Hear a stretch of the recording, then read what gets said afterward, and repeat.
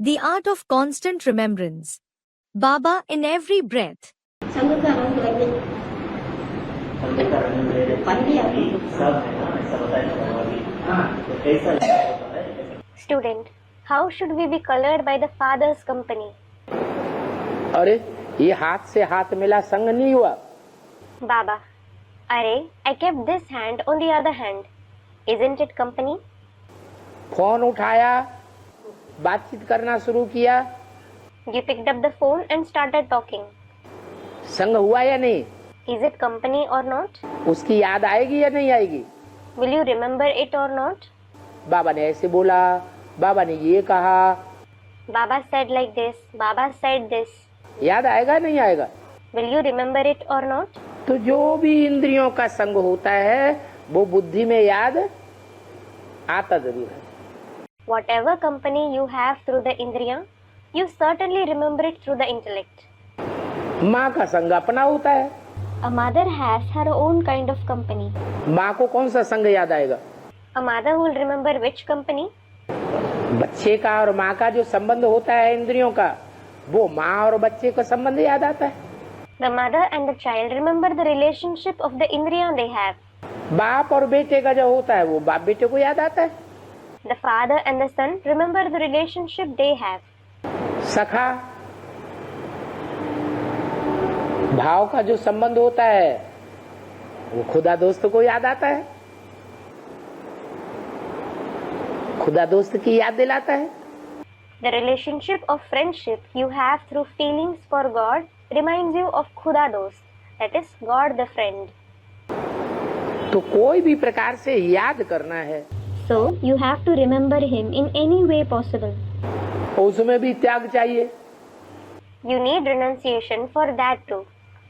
ज्यादा से ज्यादा याद करने के लिए ज्यादा से ज्यादा संग चाहिए कि नहीं? Do you need maximum company to remember the most or not? है? और ज्यादा से ज्यादा संग करने के लिए ज्यादा से ज्यादा त्याग चाहिए ना? And you need renunciation the most to accompany him the most, don't you? धन का भी त्याग करना पड़े, तन के संबंधियों का भी त्याग करना पड़े, तन की सुख साधनों का भी त्याग करना पड़े, और दुनिया के सुख भोगने के जो संकल्प चलते हैं उनका भी त्याग करना पड़े। You have to renounce wealth, the relationships of the body, the comfort and facilities of the body, as well as the thoughts of seeking pleasures of the world. तो संग का रंग क्यों नहीं लगेगा? ज्यादा रंग लगेगा तो जरूर ज्यादा संग हुआ है तो ज्यादा याद आएगा। Then, why won't you be colored by the company? If you are colored more, it means you had more company.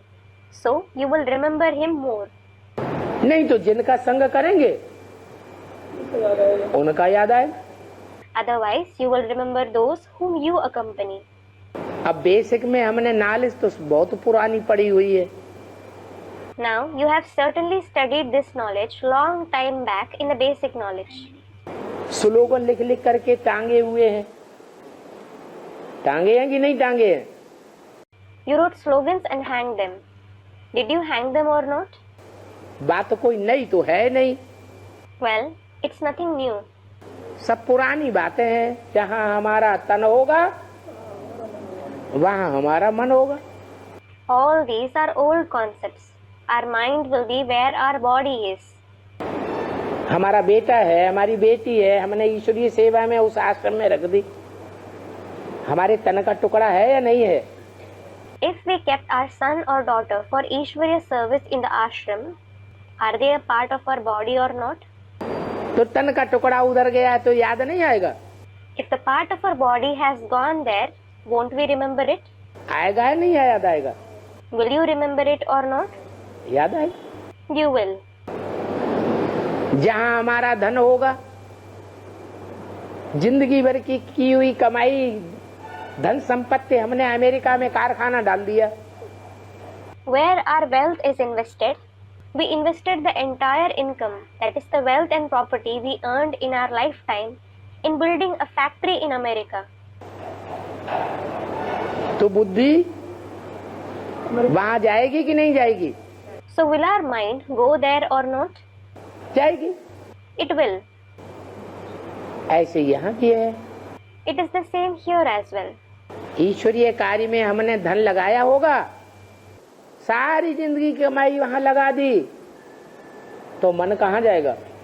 If we have invested wealth in the Ishwarya task, if we invested all the earnings of our life there, where will the mind go? ईश्वर में ही मन जाएगा।